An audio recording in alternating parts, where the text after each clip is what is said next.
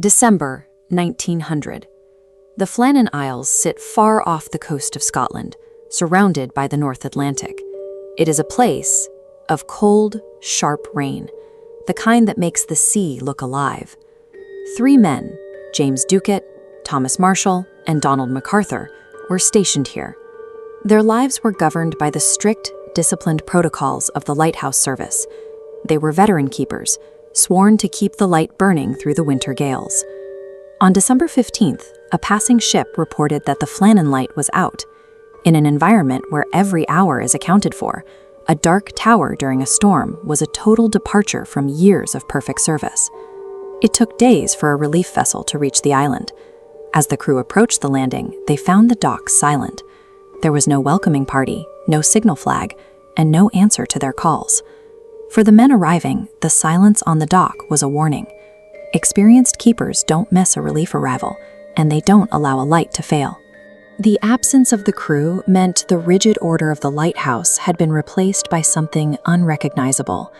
The relief keeper climbed the path to the tower alone. He found the main perimeter gates shut and bolted, but when he reached the living quarters, the primary door was standing unlocked.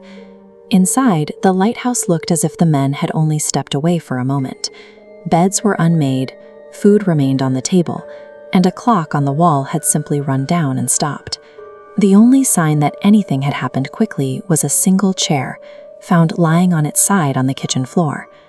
Despite the overturned chair, there were no signs of a struggle. No blood was found, no clothing was torn, and the tower itself was structurally intact. This creates a conflict in the timeline of their departure. If the men were in such a hurry that they knocked over furniture, they would not have had the time to go back outside and carefully bolt the heavy iron perimeter gates. The search moved to the western landing, where the island meets the full force of the Atlantic. Here, the calm of the interior disappeared. At the western cliff's topography, the damage scale is immense. A heavy supply box was thrown, iron railings twisted, and massive rocks shoved. Moving boulders here requires a wave far exceeding typical swells. The sheer water weight suggests an immense force struck. This physical damage led to the official conclusion. A rogue wave had struck the landing, catching all 3 men at once and pulling them into the sea.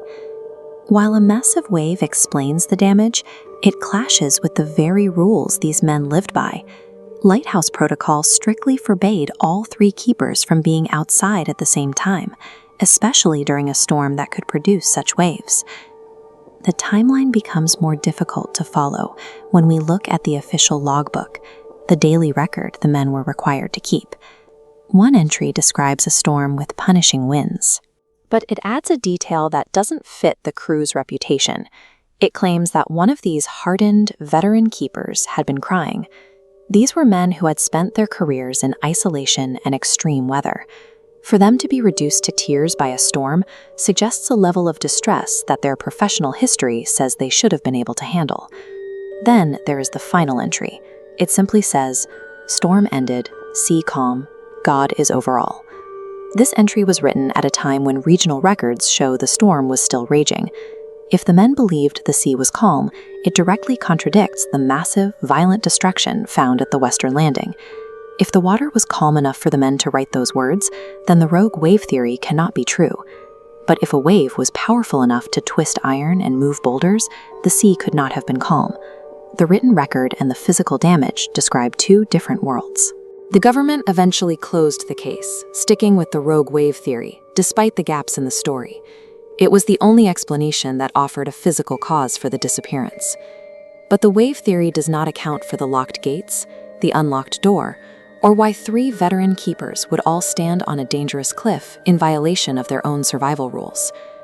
We are left with 3 accounts that do not align: the physical destruction of a storm, the procedural rules of the lighthouse, and the written words of the men themselves. When these 3 things are placed together, they cancel each other out. In the end, the island remains a place where human systems and rules were simply overtaken by the sea. The ocean is a force that doesn't always leave a trail for us to follow. After 120 years, the Flannan Isles still stand against the Atlantic, and the lighthouse still marks the rocks. The men never returned, And the ocean has never shared what happened during those final hours when the light went dark.